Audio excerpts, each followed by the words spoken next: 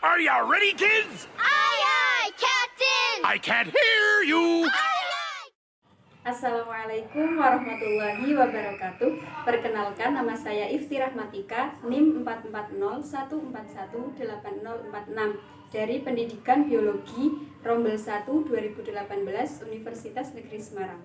Kali ini saya akan melakukan simulasi praktikum yang berjudul pewarisan sifat yang ditentukan oleh alel ganda. Adapun tujuan dari praktikum kali ini ada 3. Yang pertama yaitu untuk mengenal beberapa sifat genetik pada manusia yang ditentukan oleh alel ganda. Yang kedua, mengetahui distribusi golongan darah sistem ABO pada populasi kelas. Dan yang ketiga, untuk mengetahui frekuensi sifat rambut pada segmen digitalis kedua pada populasi kelas. Untuk mencapai 3 tujuan tadi, ada 2 kegiatan yang akan dilakukan. Yang pertama yaitu menentukan golongan darah menurut sistem ABO, dan yang kedua adalah menentukan sifat rambut pada segmen digitalis kedua atau ruas jari tangan kedua.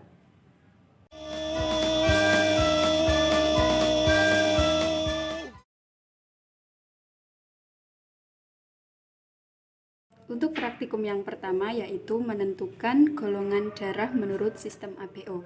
Yang dilakukan pertama kali adalah pijit jari yang akan diambil sampel darahnya. Kemudian tuangkan alkohol pada kapas dan oleskan kepada jari yang akan diambil sampel darahnya. Yang selanjutnya adalah mengambil sampel darah menggunakan blood lancet, yaitu dengan menusukkannya pada jari yang tadi telah diolesi alkohol. Kemudian letakkan sampel darah pada kaca objek.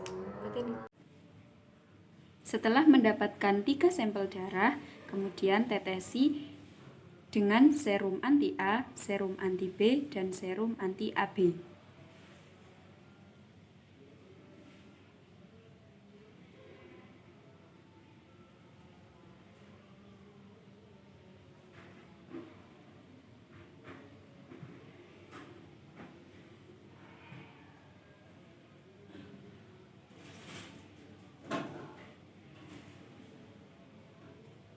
Kemudian aduk menggunakan lidi.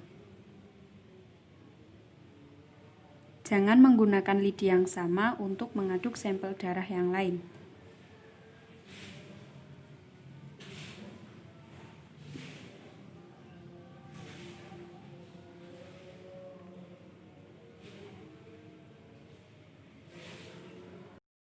Setelah sampel darah ditetesi dengan serum anti A, anti B, dan serum anti AB, lihatlah apakah terdapat gumpalan pada sampel darah tersebut. Jika terdapat gumpalan pada sampel darah yang diberi serum anti A, maka golongan darahnya adalah A. Kemudian apabila terdapat gumpalan pada sampel darah yang diberi serum anti B, maka golongan darahnya adalah B. Dan apabila terdapat gumpalan pada sampel darah yang diberi anti AB, maka golongan darahnya adalah AB. Namun jika darah tidak menggumpal ketika diberi serum anti A, anti B maupun anti AB, maka golongan darahnya adalah O.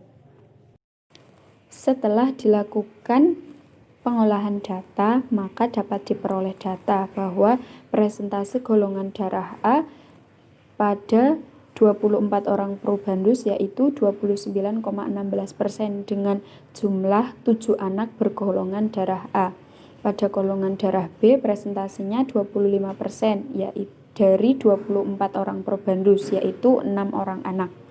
Kemudian pada golongan darah AB hanya 1 orang dengan presentase 4,16% dari 24 orang probandus. Kemudian golongan darah O memiliki presentase 41,67% dari 24 orang probandus atau terdapat 10 anak yang memiliki golongan darah O. SpongeBob SquarePants!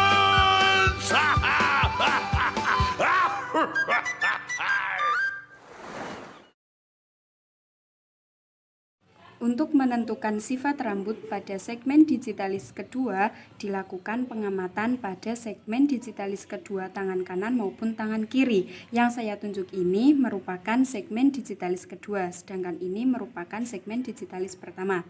Nah, amatilah pada segmen digitalis kedua apakah tumbuh rambut atau tidak, baik pada jari telunjuk, jari tengah, jari manis maupun jari kelingking tanpa ibu jari.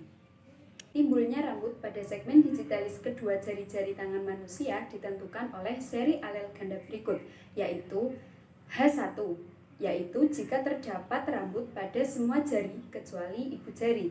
Kemudian H2, yaitu jika terdapat rambut pada jari kelingking, jari manis, dan jari tengah.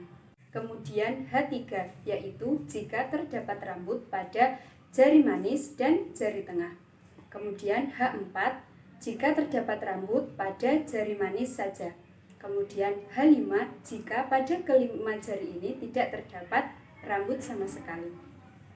Setelah dilakukan pengamatan pada 24 orang probandus, semuanya memiliki seri alel ganda H1, yaitu terdapat rambut pada semua jari dengan ibu jari tidak masuk ke dalam pengamatan. Hal ini mungkin saja terjadi sebab probandus yang diamati jumlahnya hanya sedikit, sehingga kemungkinan adanya variasi seri yang lain juga minim.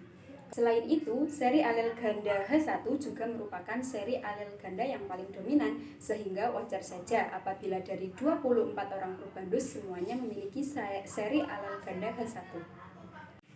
Berdasarkan praktikum yang telah dilakukan, terdapat 3 kesimpulan. Yang pertama, beberapa sifat genetik pada manusia memang ditentukan oleh alel ganda. Contohnya yaitu golongan darah dan tumbuhnya rambut pada segmen digitalis kedua.